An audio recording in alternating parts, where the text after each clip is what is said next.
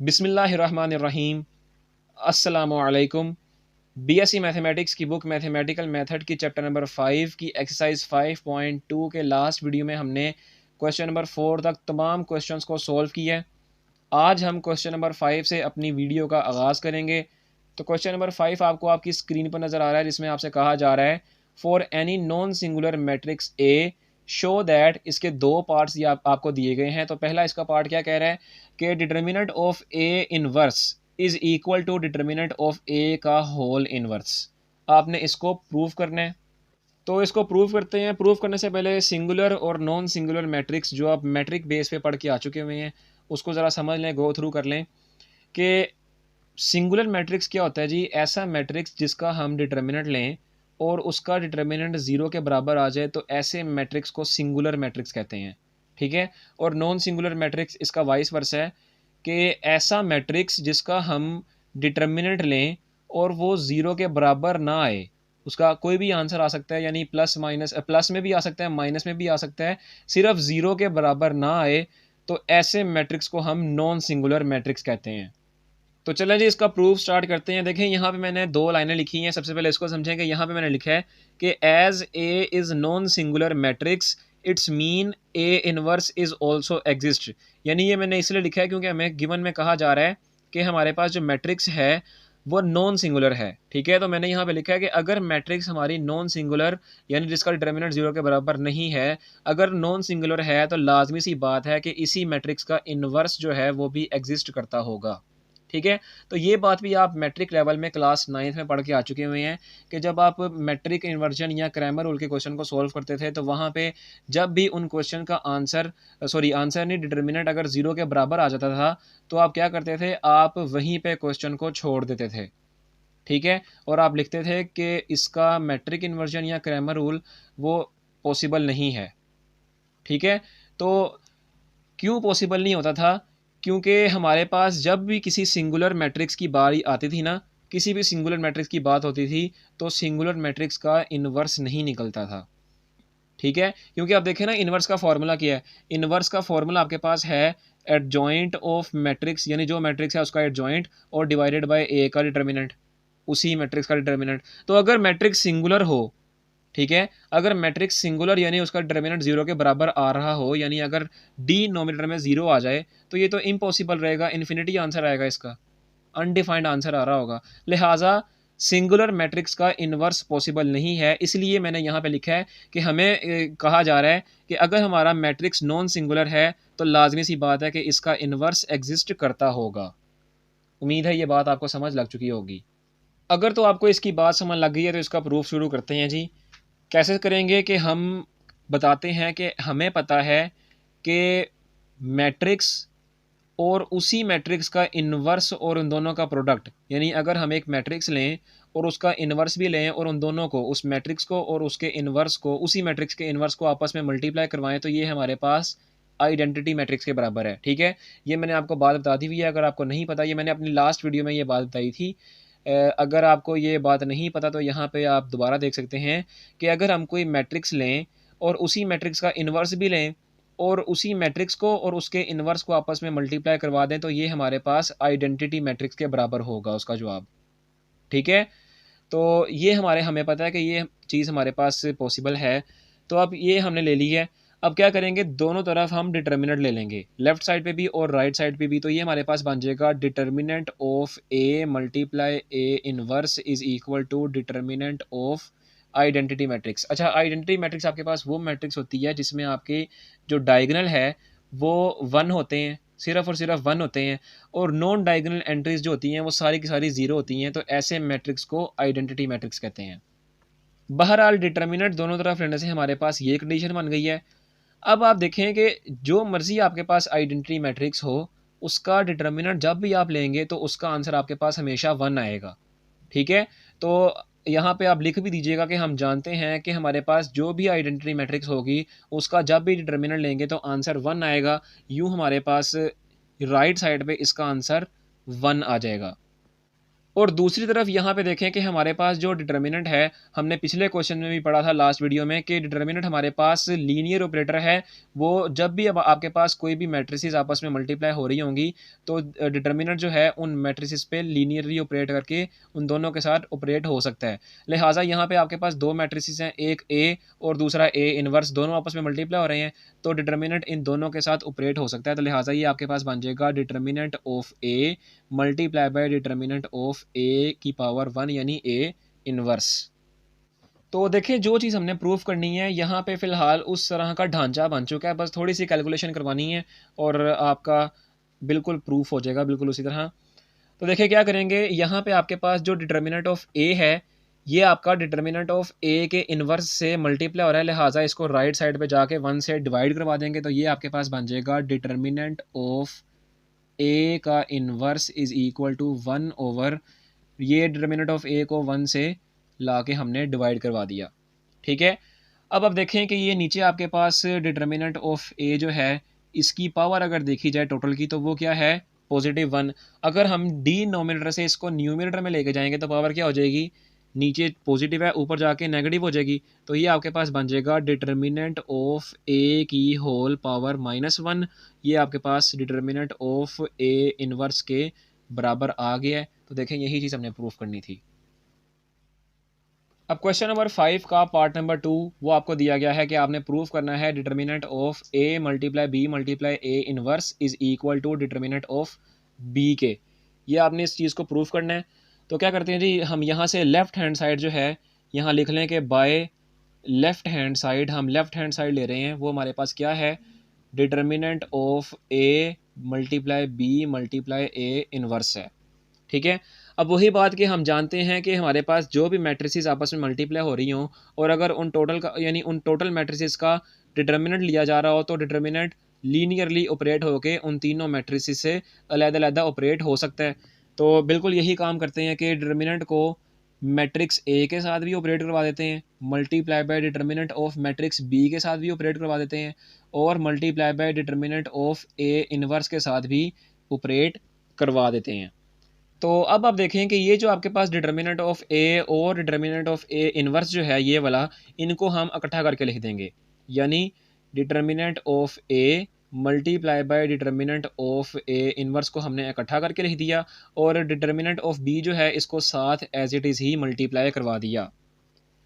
अब आप देखें जिस प्रॉपर्टी को हमने यहाँ पे अभी अभी डिस्कस किया है, कौन सी वाली प्रॉपर्टी, कि अगर हमारे पास कोई दो मैट्रिसेस आपस में मल्टीप्लाई हो रही हैं और बाद में उनका डिटर्मिनेंट लिया जा रहा है तो डिटर्मिनेंट जो है वो उन दोनों मैट्रिसेस के ऊपर अलग-अलग लीनियरली ऑपरेट हो सकता है, यानी determinant of X multiply by determinant of Y. ये हम इस प्रॉपर्टी को अभी अभी डिस्कस कर चुके हैं, यानी ये पॉसिबल है। ठीक है, तो देखें हमारे पास इस तरह की फॉर्म बन रही थी तो हमने डिटर्मिनेंट को लीनियरली हर मैट्रिक्स के ऊपर ऑपरेट करवा दिया, यानी इस तरह की फॉर्म बन रही थी, हमने इस फॉर्म को इस प्रॉपर्टी के तहत इस शक्ल में तब्दील कर दिया है। अब क्या करेंगे, यहाँ पे हमारे पास इस प्रॉपर्टी को उल्ट यूज़ करेंगे, यानी यहाँ पे हमारे पास डिटर्मिनेंट दोनों मैट्रिसेस के ऊपर ए के ऊपर और ए इनवर्स के ऊपर दोनों मैट्रिसेस के ऊपर ऑपरेट हुआ हुआ है। हम क्या करेंगे, हम इन दोनों मैट्रिसेस से डिटर्मिनेंट को निकालेंगे, यानी इस प्रॉपर्टी को उल्ट यूज़ करेंगे। तो देखें इस प्रॉपर्टी को जब उल्ट यूज़ करेंगे तो यहाँ से हमारे पास डिटर्मिनेंट निकल आएगा और ए इनवर्स आपस में मल्टीप्लाई हो जाएंगे। ठीक है, जैसे हम इस प्रॉपर्टी को अगर सीधा यूज़ कर सकते हैं तो उल्ट भी तो यूज़ कर सकते हैं ना, तो बस इसको हमने उल्ट यूज़ किया है और बाकी डिटर्मिनेंट ऑफ बी जो है वो एज इट इज़ साथ मल्टीप्लाई हो जाएगा। तो उम्मीद है आपको ये वाला पॉइंट समझ लग चुका होगा। अब देखें कि अभी हमने क्वेश्चन नंबर 5 के पार्ट नंबर 1 में डिस्कस किया था कि अगर हमारे पास कोई मैट्रिक्स है और वो मैट्रिक्स अपने ही इनवर्स के साथ मल्टीप्लाई हो अगर, तो इसका आंसर हमारे पास आइडेंटिटी मैट्रिक्स के बराबर आता है।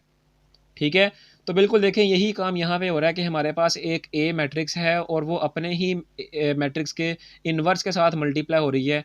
ठीक है, तो इसका जवाब हमारे पास किसके बराबर आएगा, आइडेंटिटी मैट्रिक्स के बराबर आएगा। तो ये हमारे पास हो जाएगा डिटर्मिनेंट ऑफ, यहाँ पे इसकी जगह हम आइडेंटिटी मैट्रिक्स लिख लेंगे और determinant of B as it is इसके चलता जाएगा साथ साथ।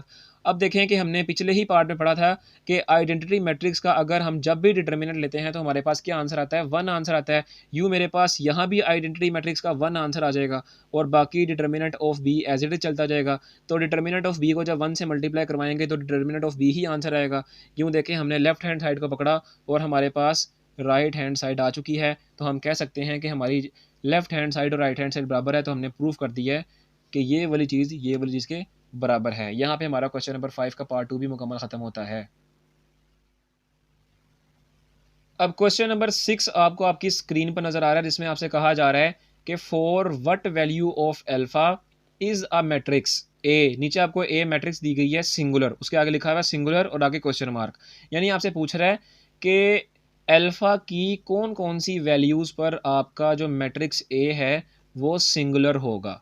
ठीक है, यानी आपने अल्फ़ा की वैल्यू नहीं निकालनी, आपने सिर्फ बताना है कि अल्फ़ा की कौन कौन सी वैल्यूज़ में आपका जो मैट्रिक्स ए है वो सिंगुलर होगा। यानी आपने क्या निकालना है, आपने असल में निकालना है, आपने असल में इसको यहाँ पे सॉल्यूशन आपने देना है कि जो मैट्रिक्स ए दिया गया है इसका डिटर्मिनेंट लेके आपने देखना है कि क्या ये डिटर्मिनेंट सिंगुलर है या नॉन सिंगुलर है।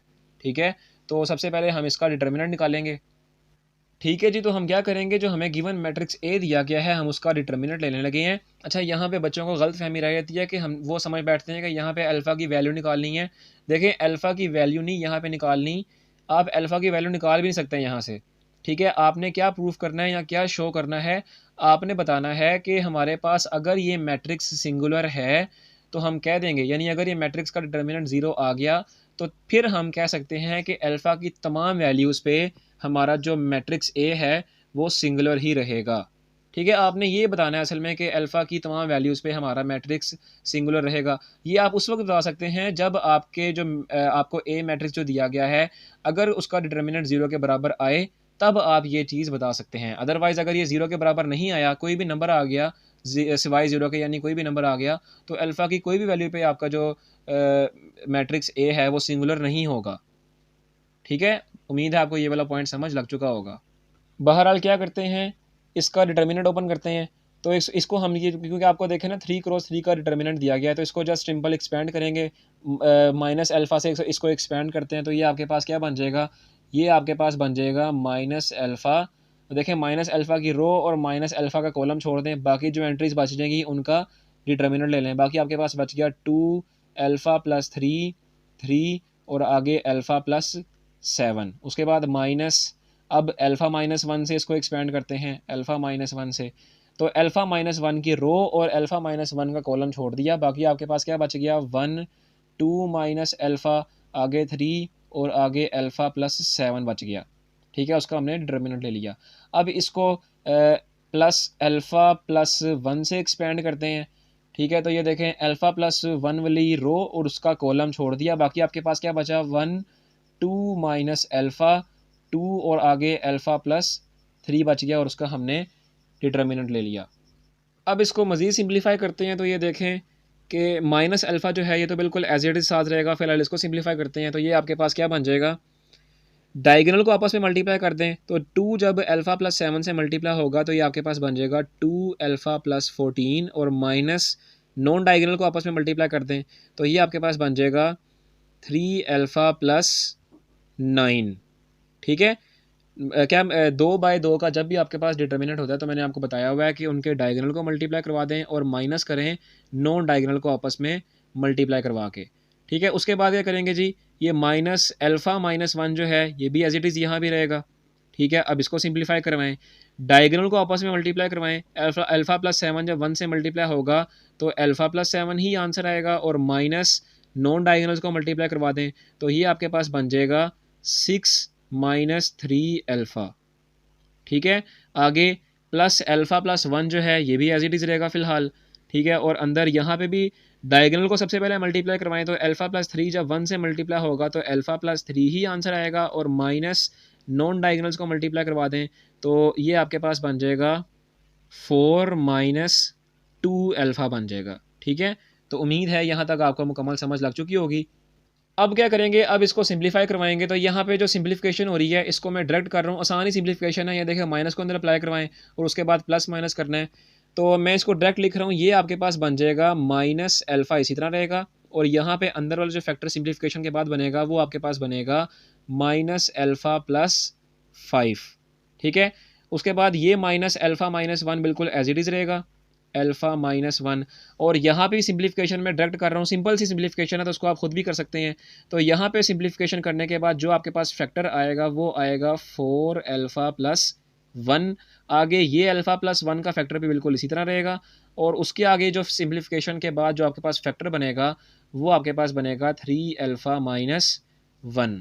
ठीक है, अब इसको मज़ीद सिंप्लीफाई करें, ये माइनस एल्फा को अंदर इस फैक्टर के अप्लाई करवा दें, तो ये आपके पास बन जाएगा एल्फा स्क्वायर माइनस 5 एल्फ़ा। ठीक है, इन दोनों फैक्टर्स को मल्टीप्लाई करवाएं तो ये आपके पास बन जाएगा जी 4 alpha square minus 3 alpha minus 1, और इन दोनों फैक्टर्स को भी मल्टीप्लाई करवा दें तो ये आपके पास बन जाएगा 3 alpha square plus 2 alpha minus 1।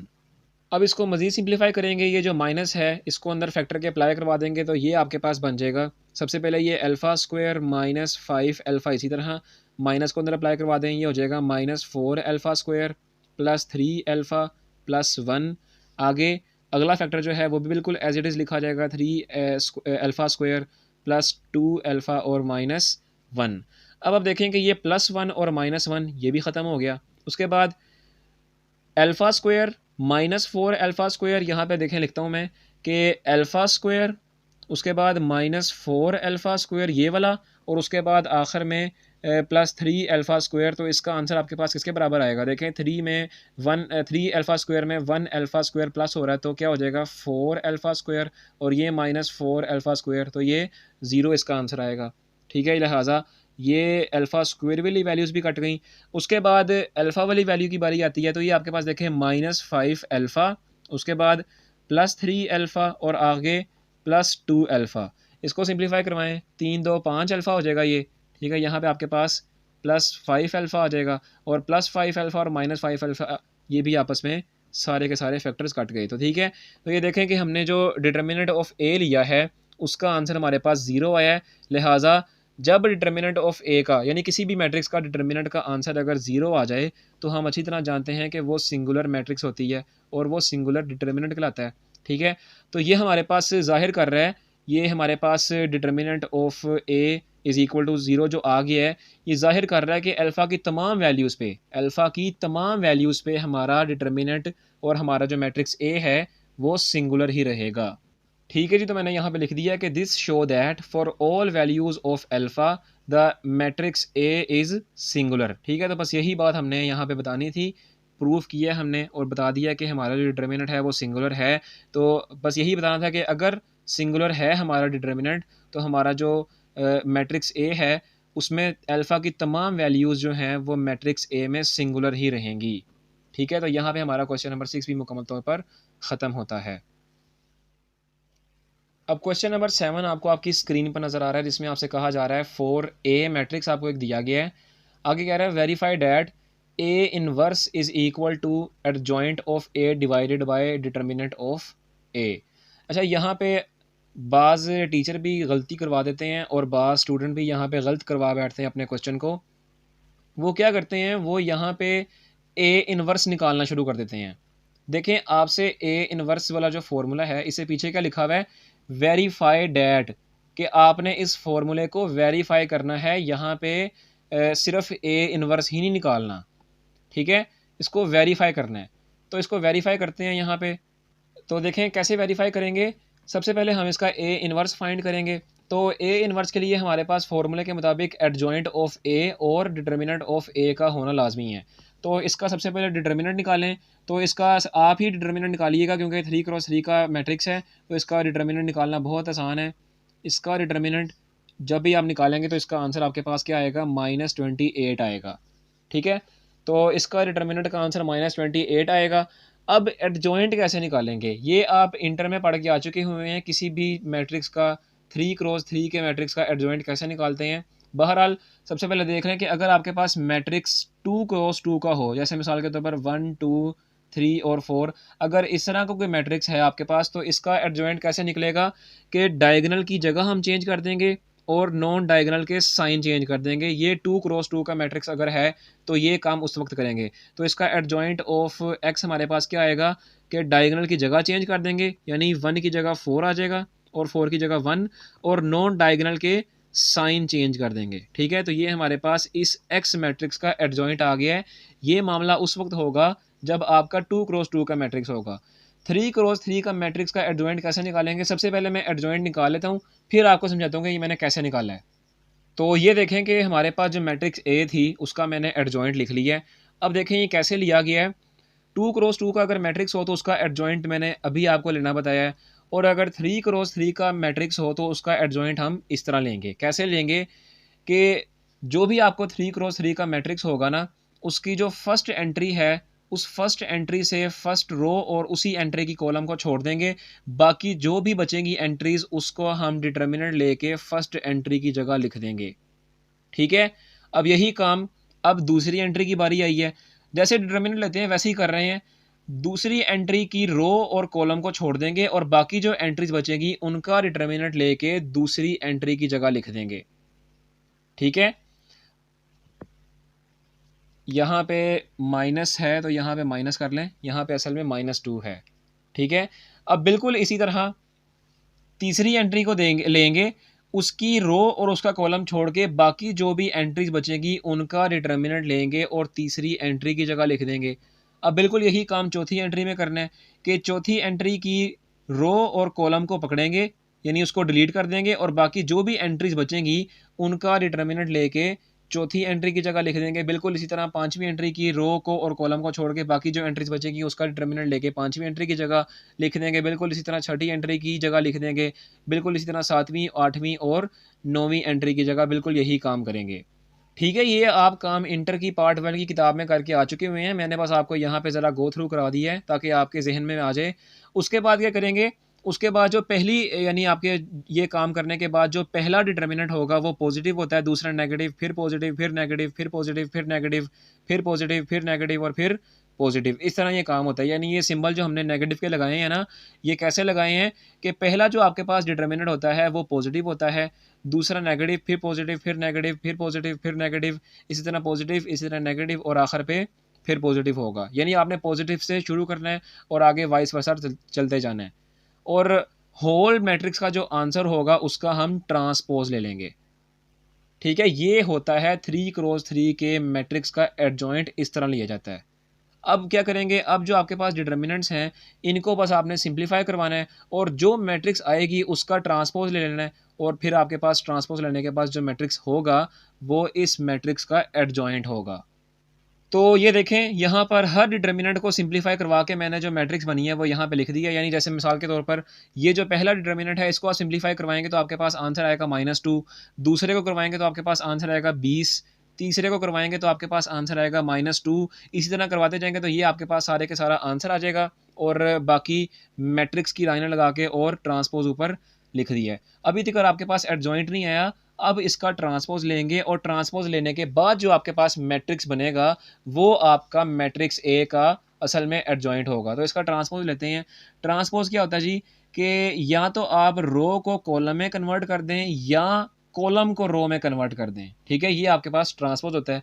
तो हम रो को कॉलम में कन्वर्ट कर देते हैं। तो ये देखें पहली रो आपके पास क्या है, -2, 20 और -2, इसको कॉलम में कन्वर्ट कर दें, -2, 20 और -2। दूसरी रो आपके पास है -2, -8 और माइनस, इसको भी रो में कन्वर्ट कर दें तो ये आपके पास सॉरी कॉलम में कन्वर्ट करना है तो ये आपके पास हो जाएगा -2, -8 और फिर से -2, और आखिरी रो आपके पास है -9, 6 और 5, इसको कॉलम में कन्वर्ट करेंगे तो ये आपके पास बन जाएगा -9, 6 और 5। ये लें जी, ये आपके पास आ गया है आपके मैट्रिक्स ए का एडजॉइंट। ये है आपके पास इस मैट्रिक्स ए का एडजॉइंट। ठीक है जी, तो आपके पास डिटर्मिनेंट भी आपने निकाल लिया है और एडजॉइंट भी निकाल लिया है। तो ए इन्वर्स निकालने के लिए हमें इन्हीं दो चीज़ों की ज़रूरत पड़ती थी। ठीक है, तो दोनों हमने निकाल ली हैं। तो बहरहाल अब हम ए इन्वर्स फाइंड करते हैं। तो फॉर्मूला ए इन्वर्स का क्या होता है जी कि ए इन्वर्स हमारे पास बराबर होता है एडजॉइंट ऑफ ए के और डिवाइडेड बाय डिटर्मिनेंट ऑफ ए के। तो वैल्यूज़ पुट करें, एडजॉइंट आपके पास ये निकला है तो ये यहाँ पे लिख दें और डिवाइडेड बाय डिटर्मिनेंट आपके पास क्या निकला है, वो आपके पास मैट्रिक्स ए का डिटर्मिनेंट आया है -28। ठीक है, तो ये देखें ये आपके पास ए इनवर्स की वैल्यूज आ गई। अब क्या करेंगे, ये जो -28 है ना, ये इस मैट्रिक्स की हर एंट्री के साथ डिवाइड हो रहा है, लिहाजा इसको हर एंट्री के साथ डिवाइड करवाएंगे। तो ये आपके पास बन जाएगा, देखें यहाँ पे कि जब आप -2 को डिवाइड करवाएंगे -28 से, तो इसका आंसर आपके पास आएगा 1/14। ठीक है, बिल्कुल इसी तरह -2 को -28 से करेंगे तो यहाँ भी 1/14 ही आंसर आएगा। -9 को -28 से डिवाइड करवाएंगे तो माइनस कट जाएगा, बाकी 9 और 28 की कटिंग आपस में नहीं होगी। इसी तरह 20 को जब आप -28 से डिवाइड करवाएंगे तो आपके पास आंसर आएगा -5/7। बिल्कुल इसी तरह -8 को जब आप -28 से डिवाइड करवाएंगे तो आपके पास आंसर आएगा 2/7। बिल्कुल इसी तरह 6 को जब आप -28 से डिवाइड करवाएंगे तो आंसर आएगा -3/14। इसी तरह -2 को जब आप -28 से डिवाइड करेंगे तो आपके पास आंसर आएगा 1/14। आगे भी आपके पास -2 है, लिहाजा आगे भी 1/14 आंसर आएगा। और आखिर में 5 को जब आप 28 से डिवाइड करवाएंगे -28 से, तो कटिंग नहीं होगी, -5/28 ही आंसर आ जाएगा। ठीक है जी, तो ये है आपका ए का इन्वर्स। तो वही बात कि हमने ए इन्वर्स हरगिज़ नहीं निकालना था, यानी हमारा ये मकसद बिल्कुल नहीं है कि हम ए इन्वर्स निकाल के और यहाँ पे क्वेश्चन छोड़ दें। हमने असल में ए इन्वर्स की जो आंसर आया है या जो मैट्रिक्स आया है हमारे पास, उसको वेरीफाई करना है कि क्या ये हमारे पास वाकई ए इन्वर्स है भी कि नहीं। तो इसको हमने वेरीफाई करना है। यहाँ पे आपका क्वेश्चन फ़िलहाल एंड नहीं हुआ। ठीक है, इसको वेरीफाई कैसे करेंगे कि जो आपके पास ए इन्वर्स आया है, ये आपके पास ए इन्वर्स आया ना, इसको हम इस तरह वेरीफाई करेंगे कि हम जानते हैं, क्योंकि हमने क्या देखना है, हमने वेरीफाई करना है कि क्या ये वाकई ए इन्वर्स है भी कि नहीं। तो इसको कैसे वेरीफाई कर सकते हैं कि अगर हम ए जो मैट्रिक्स है आपके पास, इसको अगर हम इसी के इन्वर्स से मल्टीप्लाई करवाएं, तो अगर हमारे पास आइडेंटिटी मैट्रिक्स आंसर आ गया तो हम कह सकते हैं कि ए मैट्रिक्स भी दुरुस्त है और इसका इन्वर्स भी दुरुस्त है। तो देखें, हमने असल में ए इन्वर्स को ही वेरीफाई करना है, तो यहाँ से आपका ए इन्वर्स वेरीफाई हो जाएगा। कैसे होगा कि हमारे पास ए जो मैट्रिक्स है, इसको अगर हम इसी के इन्वर्स से मल्टीप्लाई करवाएं और अगर हमारे पास आइडेंटिटी मैट्रिक्स आंसर आ गया, तो हम कह सकते हैं कि हमारा जो मैट्रिक्स ए है वो भी वेरीफाई हो रहा है और मैट्रिक्स ए इन्वर्स जो है वो भी वेरीफाई हो रहा है। लिहाजा इस तरह हम इस ए इन्वर्स को वेरीफाई करेंगे। ठीक है जी, तो ए इन्वर्स की वेरिफिकेशन के लिए मैंने ये सारा जो काम किया था उसको रेज़ कर दिया है, क्योंकि वहाँ तक तो हमने ए इन्वर्स निकाल लिया है ना। आगे हम सिर्फ वो ए और ए इन्वर्स को मल्टीप्लाई करवा के अगर आइडेंटिटी आ गया तो बस वही काम करना है। तो वो अब यहाँ पे करते हैं। तो देखें क्या करने लगे हैं जी कि हम मैट्रिक्स ए को और ए इन्वर्स को, यानी उसी मैट्रिक्स के इन्वर्स को आपस में मल्टीप्लाई करवा के चेक करेंगे कि क्या हमारे पास आइडेंटिटी मैट्रिक्स आंसर आता है कि नहीं आता। तो ये देखें, ये दो मैट्रिक्स हैं आपके पास, इनको मल्टीप्लाई करवाना है। तो आप अच्छी तरह जानते हैं कि मैट्रिक्स सबसे पहले देखें मल्टीप्लाई कब होती हैं। इसका ऑर्डर किया आपके पास 3x3, इसका ऑर्डर किया आपके पास 3x3। तो अगर पहले मैट्रिक्स के कॉलम और दूसरे मैट्रिक्स की रो के ऑर्डर आपके पास अगर बराबर है, तब ही आपके पास दो मैट्रिक्स मल्टीप्लाई हो सकती हैं। अगर ये चीज़ आपके बराबर नहीं है तो आपकी मैट्रिक्स आपस में मल्टीप्लाई नहीं हो सकती। तो फिलहाल यहाँ पे दोनों चीज़ें बराबर हैं। कॉलम आपके पास उसका भी ऑर्डर 3 है और यहाँ रो का भी ऑर्डर 3 है, लिहाजा दोनों चीज़ें बराबर हैं, तो हम इनका मैट्रिक्स का मल्टीप्लाई करवा सकते हैं। ठीक है, तो एमसीक्यू के मैंने आपको बताया है कि अगर तो आपके पास पहली मैट्रिक्स का कॉलम का ऑर्डर और दूसरी मैट्रिक्स के रो का ऑर्डर बराबर नहीं होंगे तो उन दोनों मैट्रिक्स की मल्टीप्लिकेशन भी एग्जिस्ट नहीं करेगी। ठीक है, तो इसको आप एमसीक्यूज के लिए अपने जहन में बिठा लें। ठीक है जी, तो मैंने ये इसको इस तरह लिख लिया ताकि आपके लिए आसानी रहे। ये आपके पास मैट्रिक्स ए है और ये ए का इन्वर्स है। बहरहाल दोनों मैट्रिसेस जो हैं इनको मल्टीप्लाई करवा सकते हैं, क्योंकि इसका जो कॉलम का ऑर्डर है वो 3 है और इसका जो रो का ऑर्डर है वो भी 3 है। तो लिहाजा दोनों के, पहले के कॉलम का और दूसरी के रो का ऑर्डर सेम है, लिहाजा दोनों मैट्रिसेस को हम मल्टीप्लाई करवा सकते हैं।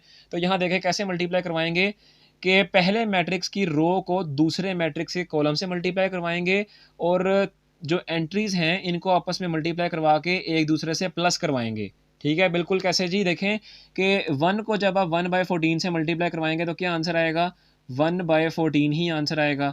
इसी तरह -1 को जब आप -5/7 से मल्टीप्लाई करवाएंगे तो +5/7 आंसर आएगा, और दोनों एंट्रीज़ को, इसको और अगली वाली एंट्री को आपस में प्लस कर देंगे। बिल्कुल इसी तरह जब आप 3 को 1/14 से मल्टीप्लाई करवाएंगे तो 3/14 आंसर आएगा, और वो भी इनके साथ प्लस हो जाएगा 3/14। ठीक है। अब बिल्कुल इसी तरह पहली रो को, यानी पहली मैट्रिक्स की पहली रो को दूसरी मैट्रिक्स के दूसरे कॉलम से मल्टीप्लाई करवाएंगे। ठीक है। तो ये देखें, 1 को जब आप 1/14 से मल्टीप्लाई करवाएंगे तो 1/14 ही आंसर आएगा, प्लस -1 को जब आप 2/7 से मल्टीप्लाई करवाएंगे तो -2/7 आंसर आएगा, तो वो -2/7 इस प्लस से ऑपरेट होगा, तो -2/7 ही आंसर आ जाएगा। इसी तरह आप 3 को 1/14 से मल्टीप्लाई करवाएंगे तो +3/14 आंसर आएगा। ठीक है जी। तो बिल्कुल इसी तरह पहले मैट्रिक्स के हर रो को दूसरे मैट्रिक्स के हर कॉलम से मल्टीप्लाई करवाना है। अब देखें, अब पहले मैट्रिक्स के पहली रो को ही दूसरे मैट्रिक्स के तीसरे कॉलम से मल्टीप्लाई करवाएंगे।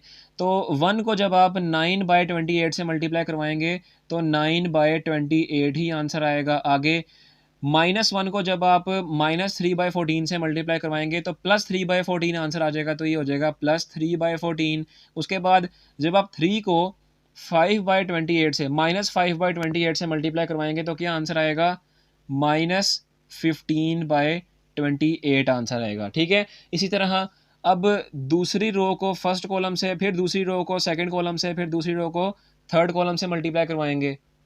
तो ये देखें, मैंने सेकंड रो को दूसरे मैट्रिक्स के फर्स्ट कॉलम से मल्टीप्लाई करवाया तो ये फैक्टर आ गया मेरे पास। इसी तरह सेकंड रो को दूसरे मैट्रिक्स के दूसरे कॉलम से मल्टीप्लाई करवाया तो ये फैक्टर आ गया है, और सेकंड रो को ही दूसरे मैट्रिक्स के थर्ड कॉलम से करवाया है तो ये फैक्टर आ गया है। ठीक है। बिल्कुल इसी तरह अब थर्ड रो जो है, इसको भी इस मैट्रिक्स के हर कॉलम से ऑपरेट यानी मल्टीप्लाई करवाएंगे। ठीक है जी। तो ये देखें कि तीसरी रो को, पहले मैट्रिक्स के तीसरी रो को जब हमने फर्स्ट कॉलम से दूसरे मैट्रिक्स के फर्स्ट कॉलम से मल्टीप्लाई करवाया तो ये फैक्टर आंसर आ गया। इसी तरह थर्ड रो को दूसरे मैट्रिक्स के सेकंड कॉलम से मल्टीप्लाई करवाया तो ये फैक्टर आंसर आ गया। और इसी तरह थर्ड रो को जब हमने दूसरे मैट्रिक्स के थर्ड कॉलम से मल्टीप्लाई करवाया तो ये फैक्टर आंसर आ गया। ठीक है। यूँ देखें कि हमने दो मैट्रिक्स की मल्टीप्लिकेशन यहाँ पर करवा दी है। अब देखेंगे जब आप इसको सिंप्लीफाई करवाएंगे, यानी इस फैक्टर को जब आप सिंप्लीफाई करवाएंगे तो इसका आंसर 1 आएगा। आगे ये वाला फैक्टर और ये वाला फैक्टर 0 हो जाएगा। आप इसको कैलकुलेटर पे खुद भी सिंप्लीफाई करवा के देख सकते हैं। बिल्कुल इसी तरह इस फैक्टर का भी आंसर 0 आएगा, इसका 1 और इसका भी 0 आएगा, 0 1 0। बिल्कुल इसी तरह ये फैक्टर 0, ये 0 और इसका आंसर 1 आ जाएगा। ठीक है। तो ये देखें कि हमने ए को और ए इन्वर्स को, यानी ए मैट्रिक्स को और ए इन्वर्स को मल्टीप्लाई करवाया तो हमारे पास क्या आंसर आ रहा है, आइडेंटिटी मैट्रिक्स आंसर आ रहा है। लिहाजा यहाँ से ये पता चला कि जो ए मैट्रिक्स है वो भी वेरीफाइड मैट्रिक्स हो गया, यानी यहाँ से, और जो ए इन्वर्स है उसको भी हमने यहाँ से वेरीफाई कर लिया है।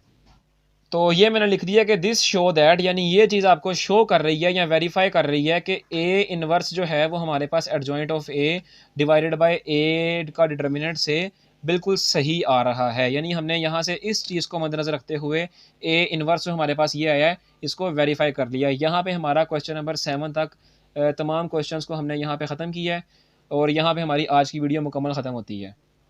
यहाँ पे हमारी आज की वीडियो मुकम्मल तौर पर ख़त्म होती है। किसी बच्चे को किसी भी क्वेश्चन में या किसी भी पॉइंट में किसी चीज़ की समझ ना लगी हो तो कमेंट्स के जरिए भी पूछ सकते हैं, या स्क्रीन पर ये व्हाट्सअप नंबर शो हो रहा है, इसके ज़रिए भी आप हमसे रब्ता कर सकते हैं। हम आपको आपके सवालों का जवाब दिया करेंगे। इसके अलावा आपसे दरख्वास्त है कि आपको देखें इस एक्सरसाइज का एक एक क्वेश्चन बनाया जा रहा है, और वो भी वजाहत से, और जो भी उसका पीछे उसका कंसेप्ट है वो भी दिया जा रहा है। लिहाजा आपसे दरख्वास्त है कि आप हमारे यूट्यूब चैनल अज़ीम एजुकेशन HD को सब्सक्राइब कर लें, और साथ ही बेल आइकन को प्रेस कर लें ताकि हमारी हर आने वाली नई वीडियो नोटिफिकेशन के जरिए आप सब तक आसानी से पहुँचती जाएँ। इसके अलावा आपसे दरख्वास्त है कि आप हमारी वीडियो को लाइक करके अपने दोस्तों से भी और क्लासमेट से भी शेयर करें। अगली वीडियो में इंशाल्लाह ताला इस एक्सरसाइज के अगले क्वेश्चन को सीखेंगे, और इस एक्सरसाइज को अगली वीडियो में इंशाल्लाह ताला इख्तिताम पसीर कर देंगे। तब तक के लिए इजाज़त दीजिए। अल्लाह हाफ़िज़।